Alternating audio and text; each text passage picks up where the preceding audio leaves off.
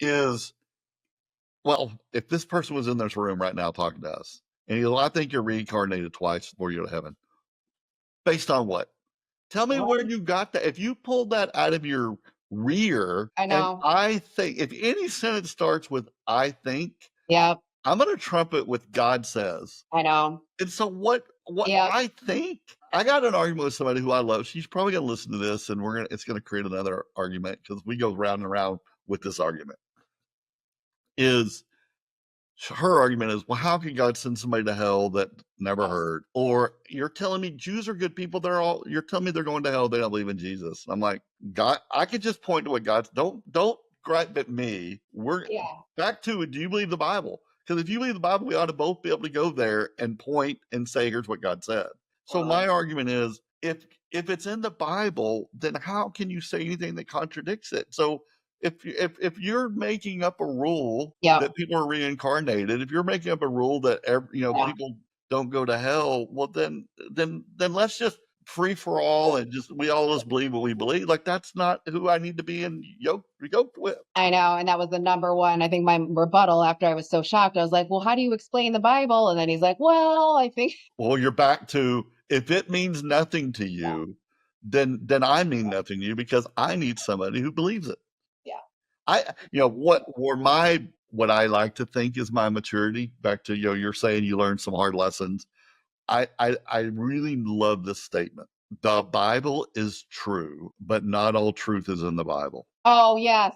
I've heard you say that. I love that phrase, because what it's graduated me from was, I used to only worry about what was in the Bible, and I stood through on it. And now I realize, well, I don't know if crystals are right or wrong. I don't know. Maybe they do have some benefits, but God would have created it. Meaning yoga. I'm not scared of yoga. I believe yoga is actually really great. Now, the yoga that points me to anywhere other than Christ, I'm against. But me doing hamstring stretches while I pray, I don't have a problem with that. So I'm learning to learn about human psychology. I'm learning to learn about natural homeopathic remedies and things like that. I believe in them because God would have made them. So not everything not in the Bible is witchcraft. Right. But if it doesn't point you back to Christ, if it doesn't point you back to the Bible, then I now have a problem with it. Right. So the Bible has to inform your way of viewing those things, like we talk about yoga. So again, if you're unequally yoked with someone and you get in a long, strong relationship, you're always going to have a divisiveness in your relationship, because I feel like you're just not going to, you don't have the same blueprint for operating life. How many problems in life is this? So you're going to be yoked to someone who's not necessarily going your same direction. It's hard enough. Yeah. I think the number one thing to anyone listening is, if you're like, oh, would I date a non-Christian? Or just if you're thinking about this, I feel like if you want to, and if you're like, no, I'm going to do it right now. Or maybe you're just starting out dating, just got a divorce, and you're like, oh, should I date someone that just goes to church but doesn't seem like a Christian? I think the best thing to do is have a long talk with yourself and either commit to the idea or not.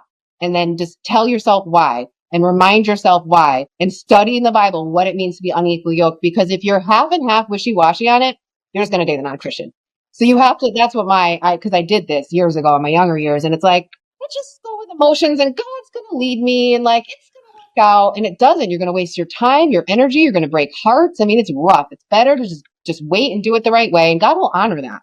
But you have to make up your mind first. I totally agree. And I'm going to give you another, just when it goes back to I'm going to pick on the Catholic for a second, because I know somebody who has told me, I don't believe exactly what you believe, but that's okay. I could love you and build a relationship with you. You believe what you believe, I believe what I believe. And that, because they don't hold the Bible as high as I do. So therefore, it's easy for them to say that. I'm like, well, that's okay. We disagree. And I'm like, no. If you believe what I believe, there's no way we can agree, because our family is going to go to hell. Right. If you don't believe there's a hell, I'm going to care a little more. So it's like, how's that? You can't compromise. Yeah. And, once again, the Old Testament, we can learn from God's character doesn't change. God is who he is. So the Old Testament, we confuse sometimes tithing. Yeah. But God gave the Israelites certain things. He was making them his people. And he threw some big fits about kill everybody that lives here because I don't want you influenced by them. I want you to influence them. And the whole reason of the temple was God, like, I want you to build this temple so that all the nations see that y'all are different. Yes. And then when they came and he realized that no, they tore the temple down. He's like, if y'all aren't going to be an influencer, you're just going to get influence. Well, then I have no use for you. That's when he killed the fig tree, right? On the Olivet discourse moment. And so it's the same with us. If like something has to set us apart. If Christian to you is just a little checkbox, I'm not a Hindu, whatever. If it's not bleeding, unintended, into your life and showing itself in all these places, then what are you doing? What are you doing? And why would you couple with anybody who doesn't hold a high view of God and his word? I'm not perfect. I screw up it's not perfection. Don't ever look at ToddTurner if you want perfection. But if the other person doesn't have a heart for God, and it's not permeating out in their life, then why would you yoke with them? Like, it's the most foolish thing you can do. Yeah. And it causes so much pain and dissension. Most of us listening or watching have been married. So an equal yoke just means there's if it's that wooden harness that holds the oxen together. That's Paul was talking about. So he did that because if they weren't yoked, there'd be tension and they'd be going in their different direction. So just be selfish about it. If you're like, okay, you have dreams and goals and aspirations that we all should have individually, then you get married, it's going to hinder your dreams and aspirations and goals. If you have someone pulling in the wrong direction, it's going to feel like dead weight. They're going to bring you down. It's not going to be fun. So it's like, take the spirituality out of it, because I think sometimes that's easier to just be motivated by, honestly. And it's like, wait, it's hard enough. I mean, I'm divorced. Hard enough. Throw that in the mix. It's crazy that people even would consider it who have been divorced, and the heartache and the horror of dividing up your life. Isn't it crazy that we're talking amongst Christians, and not crazy in a judgy way, but isn't it just wild that that's still a consideration? And I'm talking to myself, who I did this a couple years ago, like, okay, because why? Because you're so heartbroken, you're so desperate, your faith is tested now because you thought you're going to be married, now you're not. So you're just like, well, maybe I'll just like deal with the breadcrumbs. Maybe I'll just, and that's God. That's not, there's no God in that narrative, right? There's no God. Why people do it, but it's like, I just want to give people a pep talk. It's like, I speak of authority of someone who understands and has fallen flat on my face. And it's just, it doesn't even work. Yeah. So I love that. And I agree. I appreciate you landing the plane. I'm gonna land it another way as well. I'm gonna add a layer to what you just said, and that's prayer. We haven't talked about prayer life, but it's one of the things. If you don't see a prayer life, that's a problem. That's another one. But I'm gonna double down on what you just said.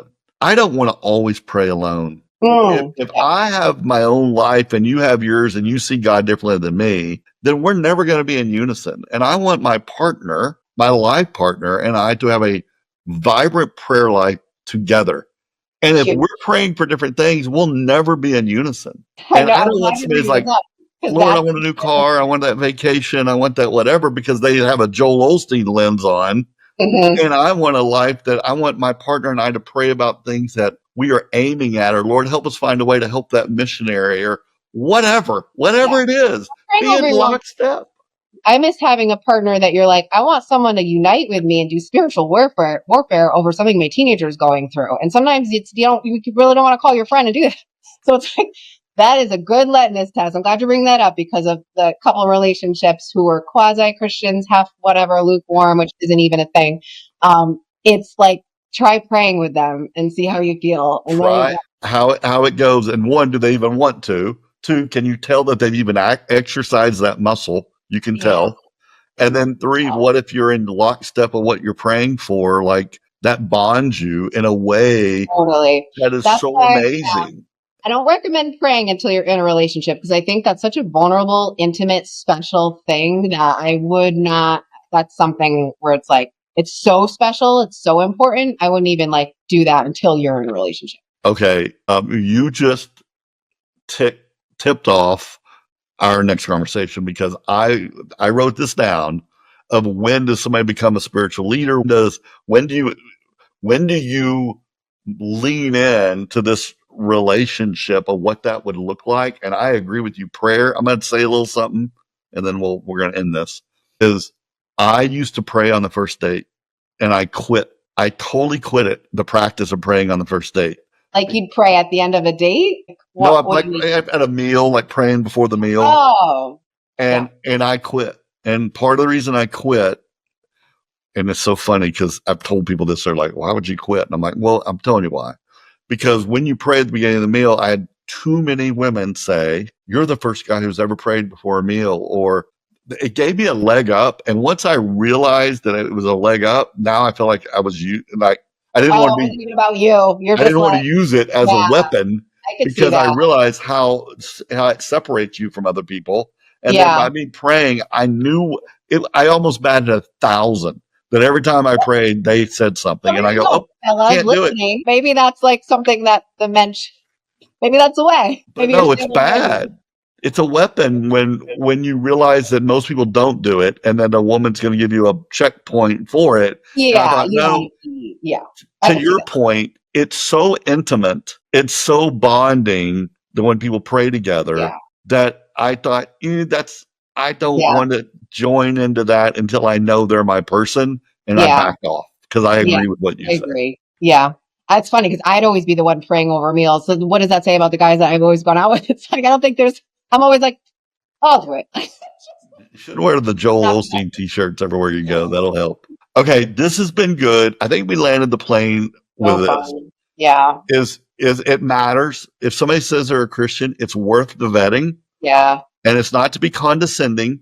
And I would even say there are going to be people who listen who totally disagreed with us on 4 or 5 things. Great. yeah, Good. Find your match. yeah, Find your match because you're not going to do well if you're Church of Christ and they're Baptist or their version of Christianity is very political and yours isn't. Now, if two people who love Christian nationalism, they may bond better. yeah. I know it's not a sin. It's not a sin. It's not Let the them go Mormon. do it. But I agree. but if you got to know what to identify to know where the problems are, Yeah.